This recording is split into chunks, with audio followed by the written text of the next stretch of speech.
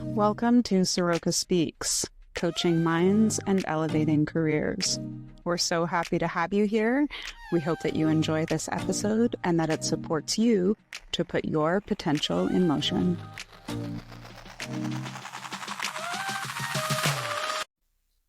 What's going on, everybody? This is Soroka Speaks. I am your co-host, Emily Haruko-Lieb, and I am here with my lovely co-host, it's Claire.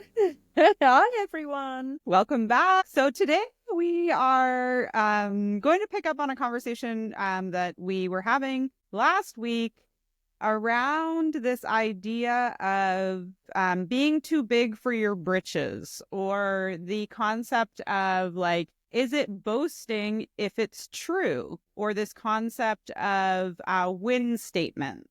One of the companies that we work with is really big on win statements and, you know, shouting yourself and your team out when, you know, you've accomplished certain things. And for a lot of people, that is not something that's necessarily hardwired into them. Some personalities are great at it.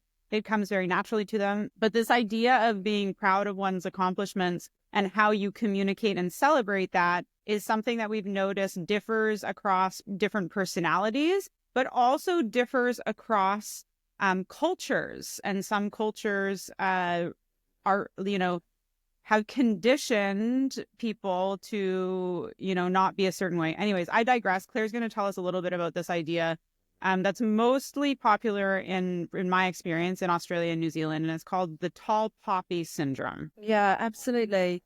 So, you know, actually, Em, you introduced me to this, and I really resonated with this so much. And so the tall poppy syndrome, like you mentioned, originated out of Australia and New Zealand, and it's where the farmers grow their poppy fields. Absolutely beautiful. You know, if you Google the photos, they're insane. Insanely picturesque. But what they do is they go along the fields, and any poppies that are rising above the rest are cut down. And so it's this, you know, we can relate this to our individual persona, people, where people think that you are getting too big. In England, we say too big for your boots, right? You say breeches, we say boots. And they come along and try and cut you down. And, you know, I have to bring up that my mum always said, don't forget where you come from, because she always thought that I was getting too big for my boots, and always tried to pull me back down. I just think how many other people have ever felt like that. And I was having a look online about this just before this podcast as well. And there was a survey actually done in 2023. And it said that almost 87% of people had experienced tall poppy syndrome at work. And I just thought that's insane, like an insane number of people that have been cut down, you know, pulled back down, cut off, made to feel terrible, however they've made to feel. But this tall poppy syndrome, almost 87% of people had experienced that at work. And think about how exhausting that is. This is what I was envisioning when you shared that, is like, we're at work, we're striving to be our, you know, to accomplish our greatest things and to make a difference and, you know, to win, right? And to be the best we can be. And then that's confronted with, yeah, but don't talk about it, or don't celebrate it, or don't own it as though it is yours, because then that may imply that someone else isn't or hasn't. And it's about keeping everybody, you know, on this even playing field. And I've done quite a bit of work, as you know, in the New Zealand startup ecosystem. And I see this like prevalent in pretty much every native Kiwi that I've ever worked with. There is this sense of, you know, it's humility to a fault. It's almost like humility. I don't want to say breeding into toxicity. That sounds a little too dramatic, but it's humility in a sense that I don't think serves the greatest, like what's possible inside of the human spirit. I think the human spirit and what it means to like be on purpose and to accomplish things and to go after your dreams, that is something to be celebrated, and it is something to be shared, and it is something to be communicated, because that's the invitation through, hopefully in a healthy environment, people see that as not as a threat, but as an invitation, right? To accomplish something that perhaps they haven't before, or inspire them to do something that they haven't done before. So tell me a little bit about, for you, where has, you mentioned a little bit about your mom and the too big for your boots, but in this professional capacity, or if I was going to assume that you were part of that 87%, how has that shown up for you? Yeah. Do you know what? Interestingly, for me, I actually feel it less at work. And I don't know if that's because I've worked in smaller companies, I've worked in a lot of startups, versus kind of these big corporations. And so I can imagine that there is more competition. It's a bit more cutthroat. Or maybe it's the people that I surround myself with in business that do celebrate each other. So I feel very blessed that actually from a business point of view, I haven't really experienced that.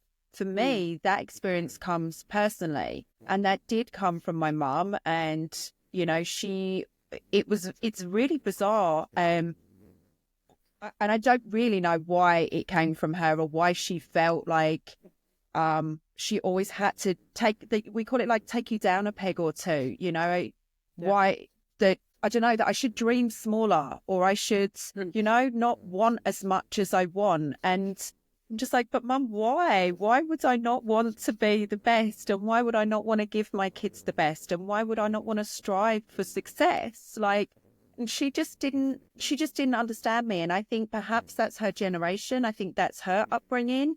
So I've learned how to give my mum a little bit of grace about that she just, I think, will never fully understand me, because she's never been experienced to that, or been around that in her life. And so I have learned, rather than to be mad at her, I've had to learn like a little bit of grace, just that her and I are never we're gonna come from a different place. Like, I do just have this different drive that she has. She had a drive to be a great mum and always be at home and, attend everything that we did as kids. And I think that's incredible that she did that. And I now do that, right? I try and attend absolutely everything that my kids have going on. But at the same time, I'm going to work my butt off and achieve great things. And I'm going to have the house of my dreams and the car of my dreams. And I'm going to take my kids on as many holidays as I can to see the world. And, I want my kids to be the tallest poppies. And I say that to them all the time. I want you to live your dreams and to have incredible lives and achieve everything you want to achieve, because I never want them to feel like that. I never want to feel like I am that farmer coming along and, cutting them down in the field. And so that's my experience. And what's interesting is the same survey also says that over half of the people that they interviewed felt like they'd experienced that tall poppy syndrome from friends. And I think that's also something that's interesting to explore, is those in your circle that support you or perhaps don't support you. And where does that come from? I wanted to create a distinction or a bit of a perspective shift, because for me, it's not about it's about being the tallest poppy that you can be. Yes. It's not about being taller than other poppies, right? 100%. Mm-hmm. So when I think about, because I used this metaphor before and now I'm relating it to this tall poppy syndrome. When you look at nature, right? When you look at, a flower or a tree or, a bumblebee or a hive, whatever it is, nature's desire, nature's mission, nature's commitment, nature's strive is to simply be the fullest expression of itself for however long that is, and whatever life cycle, whatever it's a part of. And then it dies. That's the cyclical nature of things. So a poppy's, each individual poppy is just go be that biggest, brightest, tallest poppy you can be. Maybe poppy, and that's okay. But are you the fullest expression of who you are in your poppydom? Right? So here's, all joking aside, humans are no different. We are also a part of nature. And I really think that our purpose or mission in life is to be the fullest expression of who we are. as individuals in whatever our purpose is and whatever we're up to and whatever we're doing. And that doesn't mean that like, it's not about like my fullest expression of myself is taller than other people's fullest expression of themselves, so to speak, right? It's just about being like the fullest expression of who I am. And I think that's what we need to celebrate more is it's like, you know, it's not about are you taller or shorter than any of the other poppies? It's like, are you being the fullest expression of who you are and what's possible and, you know, your fullest expression in this life? And do that to the very best of your ability for as long as you can. And then I'm sorry to be morbid. And like, and then this is all going to end. Like, that's it. Yeah, you're absolutely right. And I actually love that. And I think, was I listening to something or talking to someone recently and they said the only competition that they have is with themselves. Was that you that said that? No, I was just saying, you know, the saying, pointing to myself. Yeah, that's I heard it recently, and I don't know if maybe we were talking about this as well last week. He's like, you know, and I wonder if the farmers that come along and these people in the workplace are the people that are in competition with others rather than being in competition with themselves. And I do wonder about that when people try and cut others down. It's what is that purpose? What are you hoping to achieve by doing that? Because, you know, you're killing confidence, you're destroying trust, you're destroying relationships. Yeah, I'm going to just chime in there because it's homeostasis at work. It's like, hey, please don't go step outside of your comfort zone and take a risk and do something scary, because then that may mean or imply that I'm supposed to step out of my comfort zone and go and do something scary. It's the comparison piece, right? You'll notice in all of these threads where this doesn't serve us, it's this because there's some element of competition, right? As opposed to celebrating like what's unique to oneself. So you reminded me of this beautiful Ernest Hemingway quote that I want to share. And it's it's something about, let me see if I can find it here. There's nothing noble in being superior to your fellow person for the 21st century people. There's nothing. So I'm going to paraphrase Ernest Hemingway's quote here. There's nothing noble in being superior to your fellow person. True nobility lies in being superior to your former self. And that's it. The only competition we should have is with our former self. Can I consistently push myself to be the best that I can be? But as you just mentioned, and what I'm pointing out is like, there is literally this element of homeostasis. It exists in all of us. It more commonly known as our comfort zone. We literally have the mechanics of our brain working to stop us to take risks, to stop us from, you know, being seen, stop us from, you know, speaking our mind, stop us from growing too tall, whatever it is. And it reminds me of another, you know, theory that we kind of, or distinction that we, you know, talk about and have thrown around quite a bit. And that's that of Gay Hendricks and his upper limit pattern. And so for those of you listening, if you're not familiar with this, it comes from Gay Hendricks' book, The Big Leap, which is a total game changer, easy read, and will change your life if you let it. So the upper limit pattern is essentially this concept that all of us, and, you know, unique to the user, we all have a threshold we only have so much of a threshold for, you know, financial success, recognition, laughter, pleasure, fun, money, health, whatever it is. So we all exist within a comfort zone in every domain of our life. And if we venture to breach to the threshold or the border of that comfort zone and endeavor to cross it, this concept supposedly called the upper limit will sort of, you know, start ringing our alarms and do something to bring us back down to the level of comfort that we're used to. So if I'm on the verge of more financial success than I've ever had, maybe my upper limit's going to look like I go spend a bunch of money, or I blow a deal, or I overlook sending a couple invoices or something. I do something that brings my financial success back down to some level of comfort. So we need to be conscious of these upper limits so we can consistently be redefining what the upper limit for us is, especially as it aligns to, you know, goals or objectives that we want to, or commitments that we want to bring to fruition and obtain in our life. So I know that all of those kind of things sort of represent some of the things that get in the way of our personal growth, in my experience and my professional experience as well. Yeah. Have you ever experienced the upper limit problem, upper limit pattern? Have you noticed when that shows up? And it could be at any point, right? You could have been in as a teenager going into exams. It could be last week. Like, have you experienced that, or could give an example of a client without breaching confidentiality? Yeah, of course. Yeah, I think that it often shows up in relationship, so like while this isn't obviously present for me right now as a single woman in relationship, I mean, it could show up in platonic relationships too. But I think I've noticed it in myself a lot in and Gay Hendricks even gives this example of where it shows up in personal relationships in life. It's like things can be so good or so harmonious or so like just in sync or whatever that it's like, wow, is this too good to be true? And then somebody will do something that then triggers the status of the relationship or that harmony to be a little less harmonized.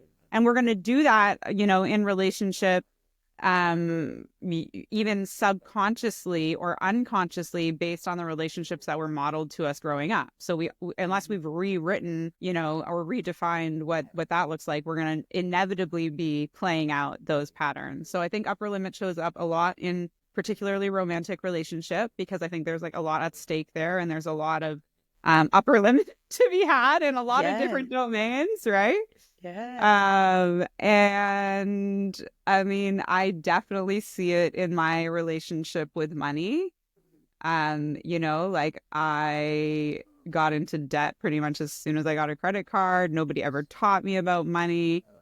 And there's been this whole journey of what it means to like have money and to earn money and to earn more money. And like, what does that mean about me? And I can even feel myself like getting like short of breath, like even talking about it, right? Like, so for me, I know there's a lot of growth and there's a lot of like upper limiting that happens in the domain of finances, of money, and just like that we make up so much stuff about that. I limit myself with time, with free time. It's like, oh, I couldn't possibly be disorganized, or like I make it mean I like taking downtime, or like having a few free hours here and there, or like going to the gym during the day or something. Some of these things, it's like, oh my God, like what luxury have I? This couldn't possibly be, like, I must be doing something wrong. That's the feeling, kind of thing. Yeah. Does that kind of answer your question a little bit? Oh my God, 100%. And I actually resonate with every single one of those because I read that book last year off the back of us doing our leadership program. And I knew, we had talked about it and I'd heard about it, but I'd never read the entire book. And so I read the book last year and everything was going great with my husband. And I'm like, oh, things are not this great usually, right? Husbands are usually there just to irritate you, and everything was going really well. And I'm laughing, but I don't mean that seriously. But, relationships are freaking hard work, particularly marriages. And we've got a blended family. So it's even harder to blend families whilst thinking about, I've got an upbringing and I'm raising my kids a certain way. He's been brought up a certain way and raising his kids. And then he has got an ex-wife and she's raising the kids and my ex-husband's raising the kids. And then it's like, okay, well, now we need to blend everybody's parenting style and run a house and run businesses. And, like I was in college and there was lots going on. And so I realized I was being just nitpicky. And what I realized when I read the book was, oh my God, I'm at my upper limit in relationship, and it cannot be working this smoothly because there should be all of these factors that are coming in that would break most people. And we seem to have our shit together right now, and we shouldn't. Like, because, that's what we think. It's this should thing. And I started just nitpicking, and I actually caught myself doing it. And I thought, I'm in my upper limit. I need to snap out of this, because actually we have worked really hard for things to be 80, I'm going to go 80, 90% smooth, right? Nothing's 100% smooth 100% of the time. But it made me think about that. And it was only after reading it, I realized what I was doing. I was just, it shouldn't be this easy. We shouldn't be this happy. And once I recognized that, I was able to curb it. I caught myself anytime I was just like nagging for the sake of it. like, there wasn't really a problem. I could just ask, hey, could you take out the bins? He'd go, yeah, sure. Give me an hour and I'll be done. Of course you haven't emptied the bins because you just, can't be asked and you don't think about me and da-da. And I'm like, what am I doing? What am I? And it really, yeah, go on. No, sorry, I didn't mean to interrupt. Go ahead. No, it just was nuts when I recognized what I was doing, and it changed me. It didn't change him. It changed me. And therefore the relationship went back to that place that it was before I started freaking out. Got more harmonious state. Yeah, it did. You named something really powerful, which is the power of naming something, right? Like now, like when you bring something into your conscious awareness, a behavior, and we teach this through distinctions, right? Like a distinction helps us distinguish our behavior. So the distinction, upper limit pattern, allows us to now more objectively be able to see where it shows up in our life. And so I just really love that because you can't change what you're unaware of. So you've got to be aware of it. You've got to be able to name it. And then the work is like, okay, now you're aware of it. Now you've named it. Can you consistently turn up the dial on the threshold of what it means to be in harmony in your relationship or have more financial success than you've ever had, or like, and there's like a kind of the bottom line kind of statement that I love is like, how good can you stand it? Like, how good can you stand it?